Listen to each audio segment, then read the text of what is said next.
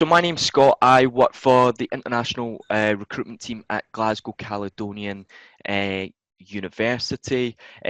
My role is to work across a number of regions and support our regional managers and our regional manager for Middle East and North Africa, Louisa Freeman, as well, who unfortunately couldn't join us today. I've been at the university 18 months, and it's been really good to work with the university and work with a number of regions across that time. I've got quite a lot of information to go through regarding the university and quite a few slides, so I'll try and just skim over each one briefly, but like with Anus, if you have any questions for myself or regarding the university or the presentation or anything that I discuss, just drop it in a chat box to look for, and then we can address those at the end. So some of you might not necessarily know where Glasgow is or Scotland is. So Scotland is part of the UK. It's the northern part of the UK. It has a population of around 5 million people, but it's very own distinctive culture that is separate kind of from the rest of the UK as well. Glasgow is Scotland's largest city. It's not the capital city, but it is its largest city of 1 million people, and it's a very student-centric city. It's very vibrant, very welcoming city, especially to international students. I say it's a student-centric city. We've got 5 universities that are situated right in the city centre, as is GCU, so it's very focused on providing a very good student experience to domestic students and also international students as well. And Glasgow's really famous for its warm welcome. Hosted the Commonwealth Games in 2014, and the slogan from the Commonwealth Games was "People make Glasgow," and that was because the people were so friendly and welcoming to the tourists and visitors during the time at the Commonwealth Games. So just to give you an idea of how central GCU is on our campus, so we're located right next to all the main transport links. We're a 15-minute drive away from the international airport. The city centre is within walking distance. We've got the train, bus stations, subway stations, and again, live music, conference centres, all within walking distance as well. So it's a really perfect location in the middle of Glasgow as well, where GCU is situated. Just to give you a little bit of information of the makeup of the university. So GCU is a modern university. It's a post-92 university, and it is not as ancient as some of the other universities that have been around in Scotland at the moment. But for a young university, we've certainly done a lot in a very short period of time, and we are ranked as one of the top young universities in the world, as stated by Times Higher Education. We're also, even though we're a young university, we've managed to expand globally very quickly as well. So we have over 20,000 students worldwide from over 100 countries. So we've got a very diverse and multicultural student body as well. But what's important to say that we are big and we're a global university at the same time. We've got a student to faculty ratio of 11:1. So again, emphasising the importance of getting of our teaching and ensuring that our students who do come here do get the right amount of attention, and essentially emphasising on the quality of teaching that they're getting. So they're still getting that attention and focus from our faculty that they would need, even though we are a big institution. We have 3 campuses worldwide. So Glasgow is our main campus, but we also have campuses in London, which I'm going to touch on later, and also our campus in New York as well. So just to give you a bit more information about the campus in Glasgow, and what you will have seen throughout, and probably on the bottom of my slide there, is the motto, the university motto, University for the Common Good. So what essentially that means is it's our mission to make a positive difference to the communities that we're involved in and that we serve, and that's really at the heart of everything that we do, especially within our social innovation teaching and our research. But obviously, for you guys, you're probably asking, what does that actually mean? I mean, for us, we like to explain it as we understand that students want to do well, they want to thrive, they want to be successful, they want to be financially successful as well. But what we are looking for and what's important to our students and to our faculty is that we support and encourage that, but we always remember to give back to the communities that you've been in, and the communities that aren't able to access or aren't as successful or as have the same amount of riches. So help others reach their goals that maybe aren't in as successful a position as well. And that's something that we really look for to show when you're applying as well, how you also meet that mission and share that mission with the university as well. We've got a number of top 10, we've got a number of subject areas ranked within the top 10 in the UK, which I'll touch upon as well. What's really important for GCU is a number of our, we've got a real practical nature to the way that we teach. We've got a real focus on employability and practical programs. So we're ensuring that our students, once they do graduate, once they do finish their studies at GCU, they have the skills to enter the workplace as soon as they graduate. And that's emphasised by 95% of our student bodies going into, 95% of our graduates going in to work or further studies within 6 months of graduating. A number of our programs have professional accreditations, and a lot of them are influenced by industry and work closely with industry partners to shape and form those the topics and subject areas within each of those programs. Another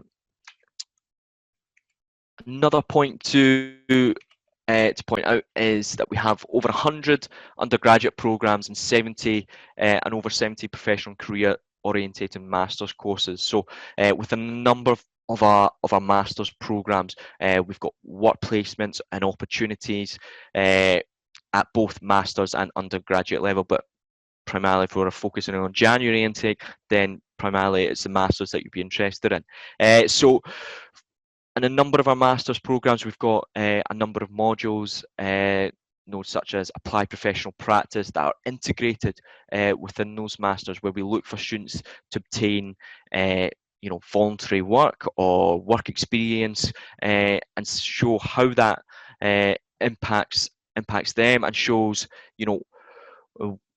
what their experience is from gaining from that, and show how it has affected them and how it will be able to help them moving forward in obtaining their goals. So that is integrated in a lot of our master's courses as well. And there are a number of work placement opportunities at undergraduate level as well. We do have world-renowned research centres. We've got a number of research centres here on campus across our different schools, and we've been ranked highly within the UK, especially within a certain subject areas such as built environment, for instance.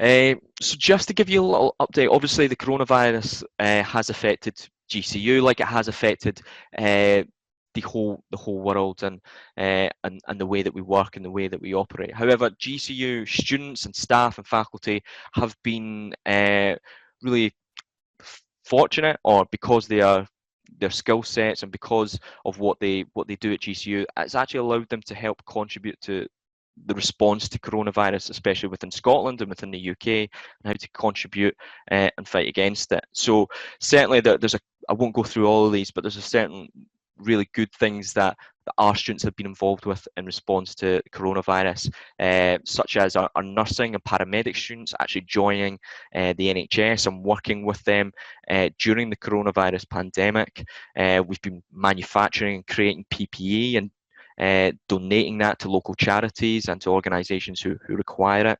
We've created hardship funds for any students that have faced financial difficulty during the coronavirus pandemic.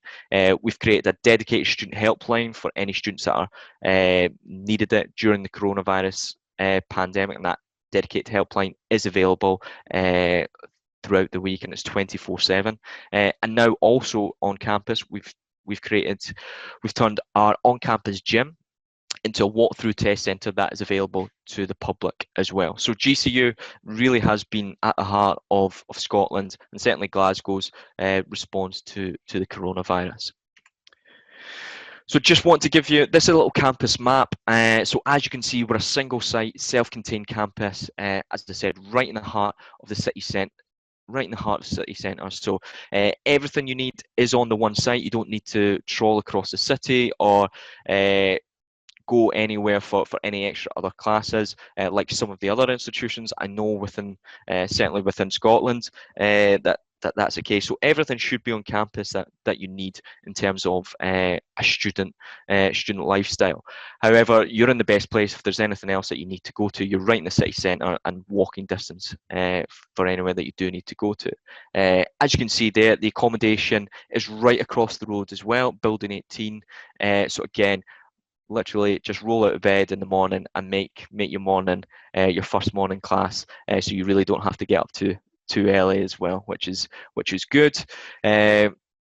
Just to touch on a couple of the other facilities that we do have, our on-campus gym, which I said is currently unavailable because it is the walkthrough test centre. However, a number of our fitness classes are now offered online for students as well. We've got the largest canteen in Scotland, and it's important to note that there was a multi-million-pound investment into redeveloping the campus back in 2015. So it's a very modern, it's a very high-tech campus with the facilities now in place as well. So we've got our award-winning Saltire Centre, which is home to our Sir Alex Ferguson Library, and it's essentially our student centre where there's a lot of facilities.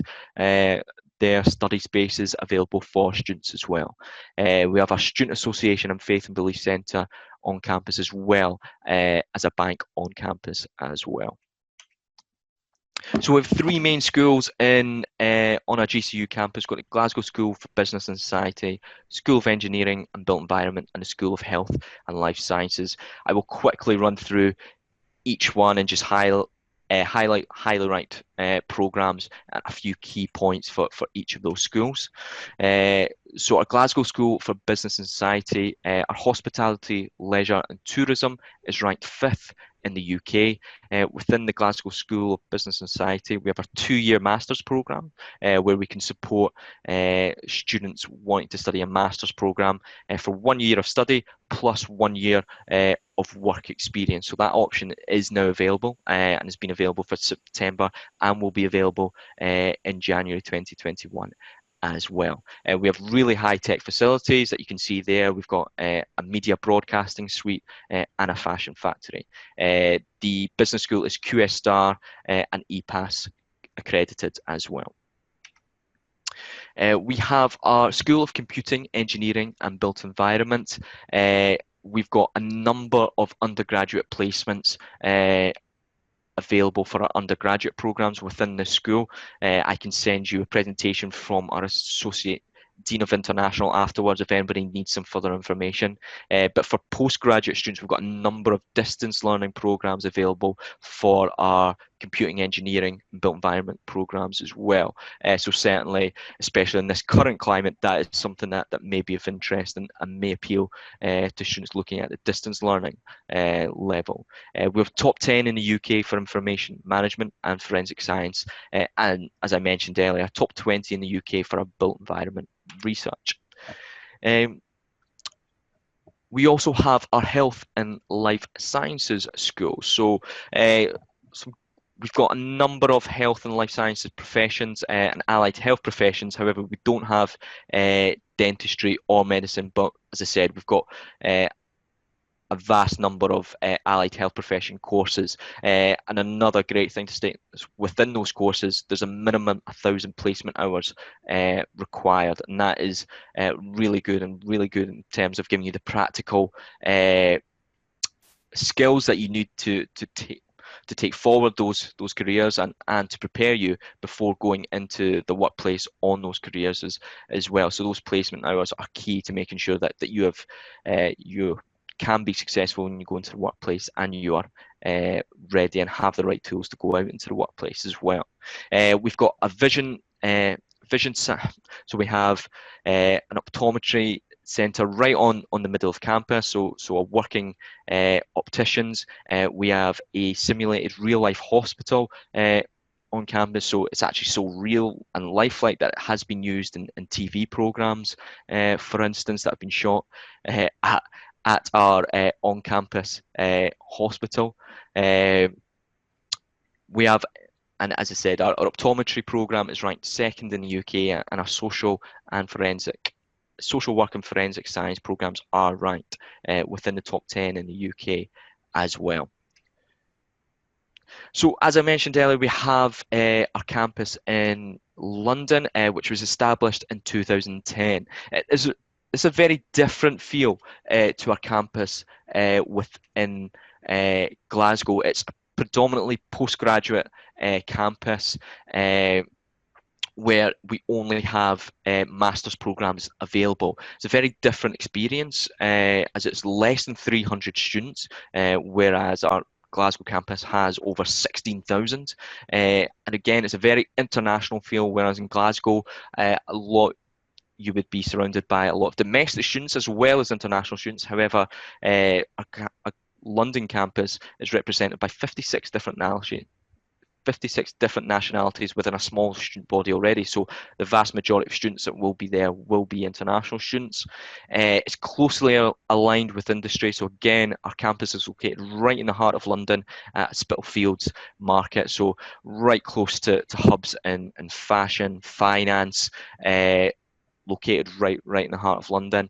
We have September and January start dates for those programs as well. And it is home to our British School of Fashion and to our British School of Leadership and Management. So our British School of Fashion is one of a kind, kind of the only centre in the world that's dedicated to fashion programs, whereas we are aware that there are individual fashion programs on offer elsewhere, but this is dedicated centre to fashion, and a British School of Leadership and Management has 4 areas of study and programs within those areas of study. Those areas of study include risk, diplomacy, public health, and management and marketing. So just a little bit of information on the upcoming intake, so what's happened for the September or October 20 intake and what will be happening for January 21 intake. So as it currently stands, and it's important to obviously maybe note here as well, so whilst you've heard a presentation from Manusa and Middlesex University, what's currently happening in the UK is that all the nations have got devolved powers in the moment in terms of how they're dealing with coronavirus. So what is happening in London and Middlesex is not necessarily happening in different parts of England, and it's not necessarily what's happening in Scotland or Wales or Northern Ireland or Ireland.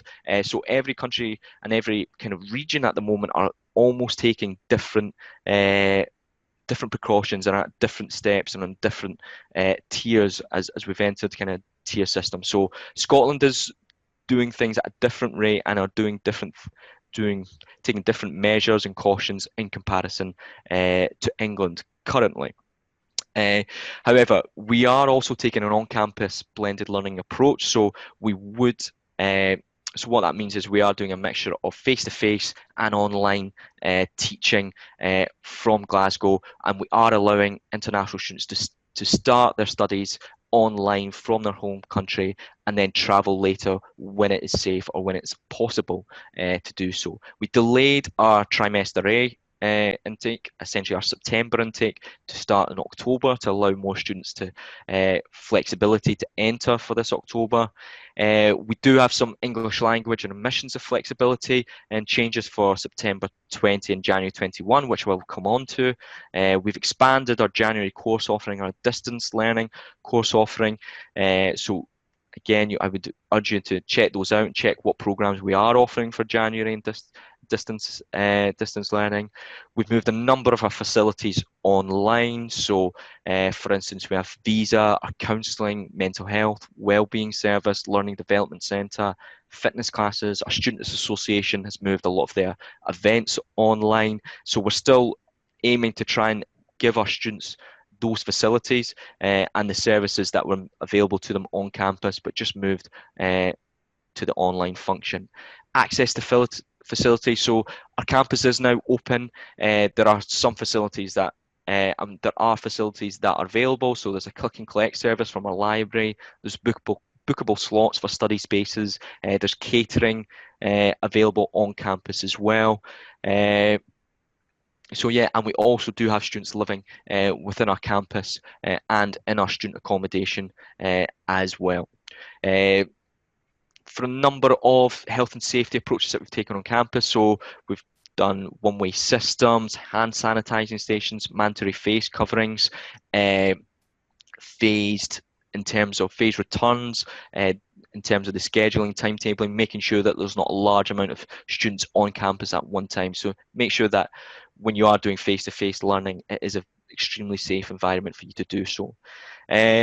Unfortunately, we just had our postgraduate open evening last night. I think there may be another one happening, and this is an online event, so I will look to send Lutfi the details of this afterwards. But we also have an undergraduate online evening on the 19th of November, and if you'd be interested in coming along, then I'd definitely encourage you to sign up. So just go over some entry requirements. I've done this for a few key markets that I know Lutfi and the guys at YouStudy work with.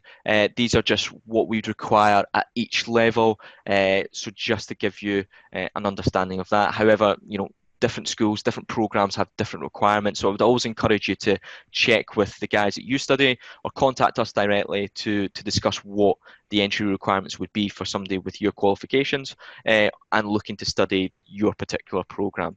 Again, just some entry requirements for the US there to give you an overview, and also for anybody that's taking British qualifications as well to give you an idea. This is our standard fees for our standard programs. Some programs, as highlighted there, don't quite fall into those bracket. So again, just always double check that, and if you go onto our program pages, it will specify what the fees are for that specific program. However, we do have an 8-payment installment plan available for all self-funded students as well, so that will be made available to you, and you can take advantage of that for paying tuition fees as well. As I touched on earlier, we have made some changes to our English language requirements. So those are for anybody taking British qualifications. Those are what we can accept for a meet IELTS equivalent 6.0. However, for January 21, we are accepting alternative online English tests such as Duolingo, Password, IELTS Indicator, and the TOEFL IBT Special Home Edition. Duolingo might not be accepted for certain health and life sciences courses, such as nursing, or that requires a higher IELTS requirement, such as a 7.0. So again, speak with the guys at YouStudy, contact us to find out what would be specific for. What would be the specific English language requirement for your program. But we do have some flexibility for this intake. Whether that is going to extend onto future intakes, we're not quite sure yet. So this is just a brief overview of how to apply. Again, I would encourage you to contact Lutfi and the team at YouStudy on how to apply. They're well versed in the GCU application process and will be able to really provide you great support and assistance with that.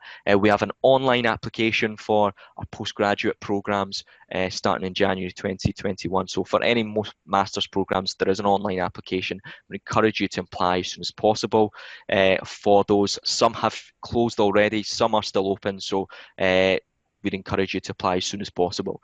Additional documents that you may need, so personal statement, academic certificates, transcripts, translations if required, a CV, letters of reference, and evidence of your English language as well. There may be some additional documents required for certain programs. This will be made aware to you when you're going through the admissions process, but if you have any questions regarding this beforehand, again, contact us, contact YouStudy certain things that may be included as well as part of that is maybe an additional interview as part of the admissions processes for some of our courses as well. Once you've received your offer, we encourage you to either accept it or let us know what you intend to do within 30 days. Otherwise, you may have to submit new updated documentation if you don't let us know within that 30-day period. We also require international student deposit payment of £3,500. However, this is taken off your overall tuition fees as well, so you're not charged any extra. We're just asking for an upfront deposit payment in order to release your CAS and allow you to apply for the visa. From there, once you have your offer, you can start making your, once you have your CAS, you can then make your visa and speak with our visa team about how to apply for that. Then you can also look to apply for scholarships once you have a conditional or unconditional offer, and also apply for accommodation as well. These are just a few of our scholarships that would maybe be applicable for yourselves. Again, YouStudy are well versed in the scholarships available at GCU. Encourage you to go on to that website link there and have a look. I won't go through each one of them. The new to GCU one is automatically applied for any international self-funded students that are applying to GCU, whereas the postgraduate ambassador studentship, you would need to submit a separate application as well as some of the subject specific scholarships. But if anybody has any specific questions regarding the scholarships, I can touch on those after. This is just a little breakdown of what the living cost would look like per month and what you would need to detail within your finance statements when you're looking at the visa process and when you are going through that process. So this is just give you an idea of the breakdown per month of what you'd be looking at from an expense wise. And Glasgow is for a major city, the cost of living is really reasonable for one of the major cities within Europe as well. Some of you may be aware that the graduate route is coming back and will be available again will be available again in summer 2021. Anybody that does start a program in January would have to be and starts that program online would need to be in the UK by the 6th of April 2021 in order to take advantage of the graduate route.